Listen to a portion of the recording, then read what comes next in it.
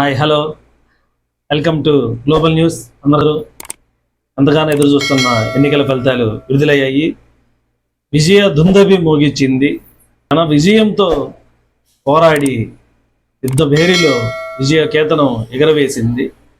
అలాంటి విక్టరీ ప్రపంచంలో కానీ భారతదేశంలో రాష్ట్రాల్లో ఇంత ముందుగానే ఎక్కడ ఇంత మెజార్టీతో ఇంత మెజార్టీ కానీ ఇంత గెలుపు కానీ ఈ విధంగా రావటం అనేది ఎక్కడా చూడలేదు.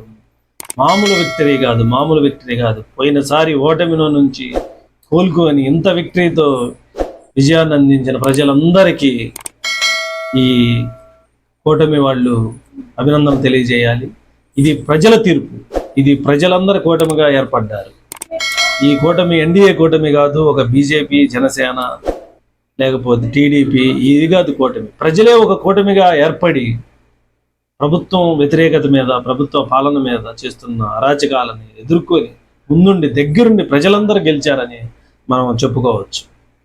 ఇక చెప్పుకోవాల్సిన విషయం ఏంటంటే, సీట్లు వచ్చిన దాంట్లో చూసుకుంటే మనకు ఎన్డీఏ కూటమి మొత్తం మీద 164 వచ్చినట్టు విన్నింగ్ అయినట్టు చెప్తున్నారు. కేవలం వైసీపీకి 11 సీట్లు విన్నింగ్లో చూపిస్తున్నారు. టోటల్గా 175 మన నియోజకవర్గాలు. ఇవి కూటమిలో విడిగా చూస్తే టీడీపీ వాళ్ళు 135గా, జనసేన వాళ్ళు 21గా, బీజేపీ వాళ్ళు 8గా, వైఎస్ఆర్ వాళ్ళు 11గా గెలుపొంది ఉన్నారు. ఆ అభ్యర్థులందరికీ, గెలిచిన అభ్యర్థులందరికీ ముఖ్యంగా మా గ్లోబల్ న్యూస్ టీవీ తరపు నుంచి అభినందనలు తెలియజేస్తున్నాను. అందరికంటే ముఖ్యంగా మెయిన్ చంద్రబాబు నాయుడు గారికి, ఆ కూటమిని ముందుకెళ్ళి నిలబెట్టి ఇచ్చేసిన జనసేన అని పవన్ కళ్యాణ్ గారికి అభినందనలు తెలియజేస్తున్నాను. ఈ విషయంలో పవన్ కళ్యాణ్ గారిని చాలా అభినందనలు తెలియజేయాలి. ఎందుకంటే ఈ కూటమికి ముందుండి నడిపించి కూటమిగా ఏర్పడి గెలుపుకి ఒక సంకేతాన్ని ఇచ్చి నడిపించింది ఒక జనసేనాని గారు, మన పవన్ కళ్యాణ్. అతన్ని మా గ్లోబల్ న్యూస్ టీవీ తరఫున అభినందనలు తెలియజేస్తున్నాము. ఓటు చీలనివ్వను అనే దగ్గర నుంచి కూడా ఇప్పటి వరకు దగ్గరుండి ఇచ్చేసి ఈ ఎన్నికల్లో గేమ్ చేంజర్గా నిలబడి ఎంతో ప్రతిష్టాత్మకంగా తీసుకొని ఈ ఆంధ్రప్రదేశ్ని విముక్త ఆంధ్రప్రదేశ్గా, వైసీపీ విముక్త ఆంధ్రప్రదేశ్గా చేయాలని ఎంతో కంకణం కట్టుకొని ఇది నిలబెట్టి గెలుపుకి ముందుకి నడిపించడం జరిగింది.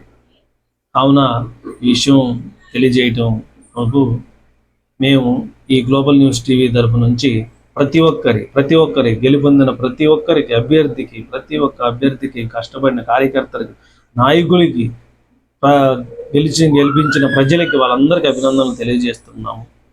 ఇకపోతే చంద్రబాబు నాయుడు గారు ఆ వయసులో కూడా ఎంతో కష్టపడి, ఎంతో నిలబడి, ఎంతో చేసి పోరాట స్మృతిని తీసుకొచ్చి కార్యకర్తలు ఎక్కడ కూడా ఎటువంటి ఇబ్బందులు లేకుండా ప్రతి ఒక్కరిని కూడా నిరుత్సాహపరచకుండా ఆయన ప్రచారాలు కానీ చేసి ఆయన వయసుని కూడా పక్కన పెట్టి ఎంతో కష్టపడి ఈ విజయాన్ని అందించారు.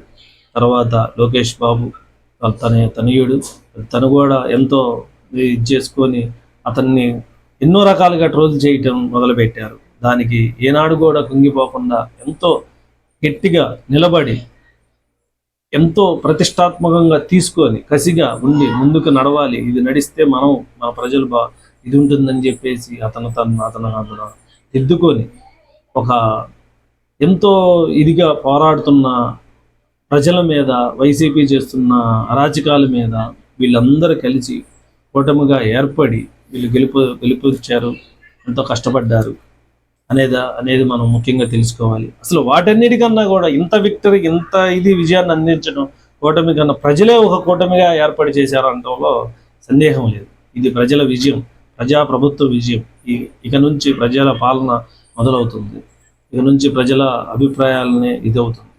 ఇప్పుడు ఈ యొక్క ఓటమితో తెలుసుకోవాల్సింది, అది టీడీపీ అయినా, ఎన్డీఏ అయినా, వైసీపీ అయినా, ఎవరైనా సరే ఇంత మెజార్టీతో ఇంత జరిగింది, ఒక్క 5 సంవత్సరాల్లో ఇంత మార్పు వచ్చడానికి కారణం తెలుసుకోవాల్సిన విషయం ఏంటంటే తప్పులు. ఎక్కడా కూడా తప్పులు జరగకూడదు, ఎక్కడా కూడా తప్పు చేయకూడదు అనే విషయం ప్రతి ఒక్కరూ తెలుసుకోవాలి. కావున ఈ యొక్క మా ఛానల్ తరపున గెలుపొందిన వాళ్ళందరికీ అభినందనలు మరోసారి తెలియజేస్తూ, ఓటమి అనేది సహజంగా ఉంటుంది. జరిగిన తప్పిదాలను మళ్ళీ ఇంకోసారి రాకుండా చేసుకొని ప్రతి ఒక్కళ్ళు హ్యాపీగా ఉండాలని కోరుకుంటూ, మీ గ్లోబల్ న్యూస్ శ్రీనివాస్. నమస్తే.